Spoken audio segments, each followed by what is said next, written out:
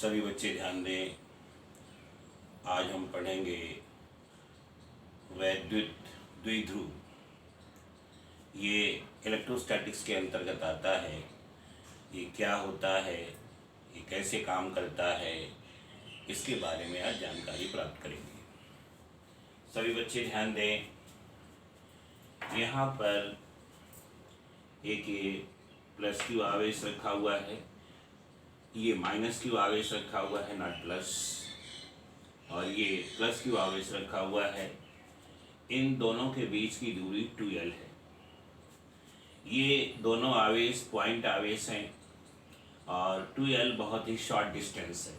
तो इस तरह से जो सिस्टम बनता है उसे हम वैद्युत द्विध्रुव कहते हैं। यहाँ पर इनकी परिभाषा इस तरह से की जाती है।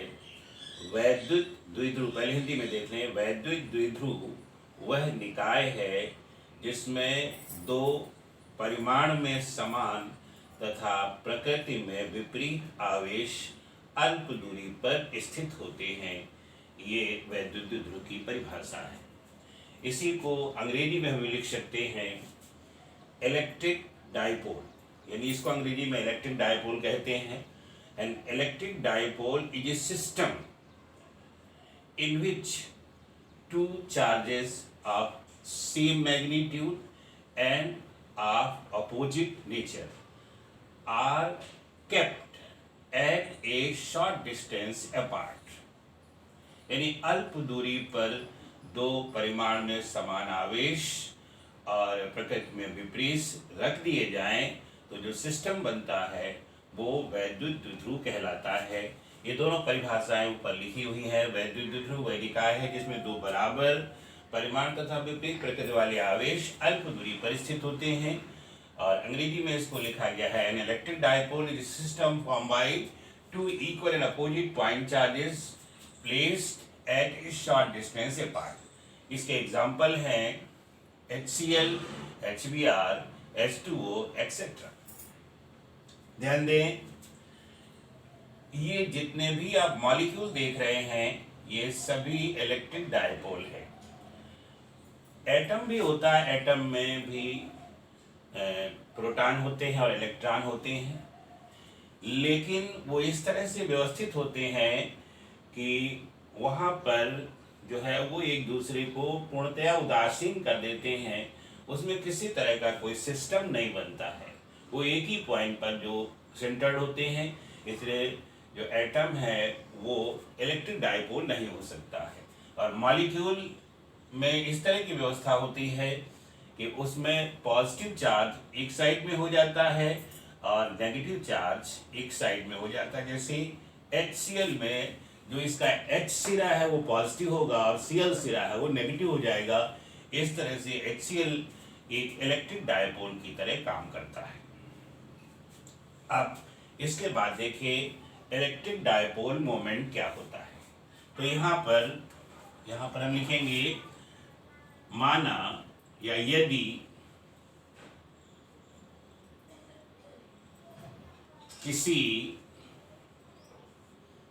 इलेक्ट्रिक डाइपोल या वैद्युत द्विध्रुव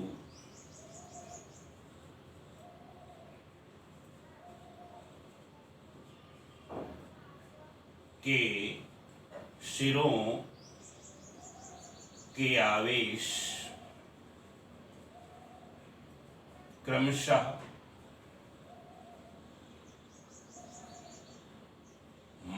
-Q तथा +Q हैं, एवं उनके बीच की अल्प दूरी 2L है,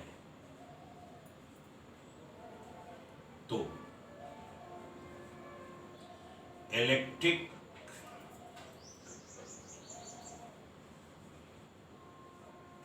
डाइपोल मोमेंट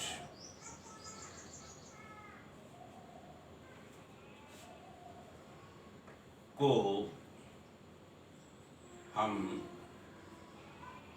लिख सकते हैं।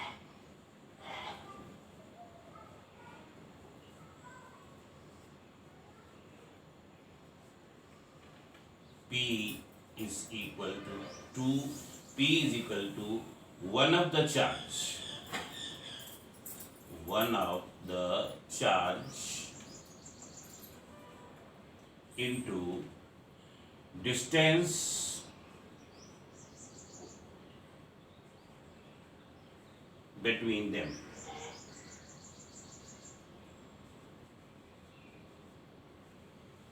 यानी यह हो जाएगा Q इंटू 2L और therefore P is equal to 2QL।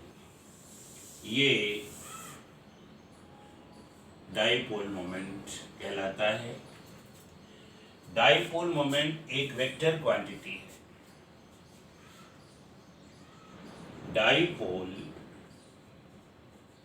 Moment is a vector quantity।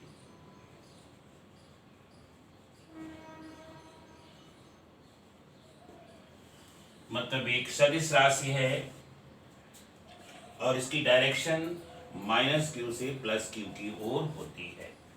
तो dipole moment is a vector quantity and its direction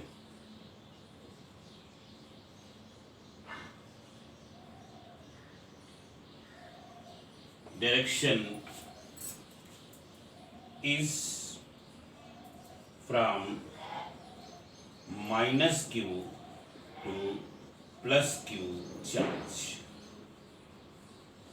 यानी इसकी डायरेक्शन -q से +q की ओर होती है। यहाँ पर ये हम कलर करके डाइपोल मोमेंट को दिखा रहे हैं। इसका ये जो एरो बना हुआ है ये डाइपोल मोमेंट को बताता है। सभी बच्चे इसको समझ गए होंगे।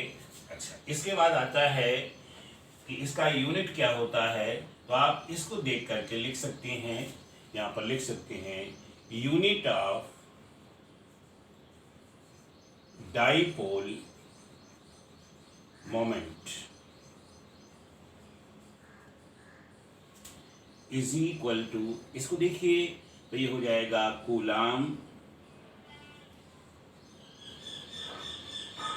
कूलाम इंटू मीटर, और इसको लिख सकते हैं CM या C.M कूलाम मीटर। ये सभी बच्चे समझ गए होंगे कि इसका यूनिट क्या होगा, कूलाम इंटू मीटर। अब कभी कभी ये पूछ दिया जाता है कि इलेक्ट्रिक डाइपोल मोमेंट का विमीय सूत्र या डायमेंशनल फार्मूला क्या होता है। तो आप इसको देख करके इसको लिख सकते हैं। यहाँ पर डायमेंशन यहाँ हम लिखे देते हैं, dimensional formula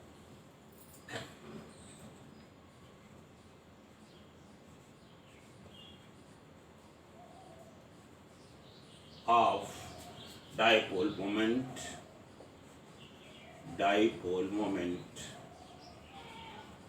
P is given by,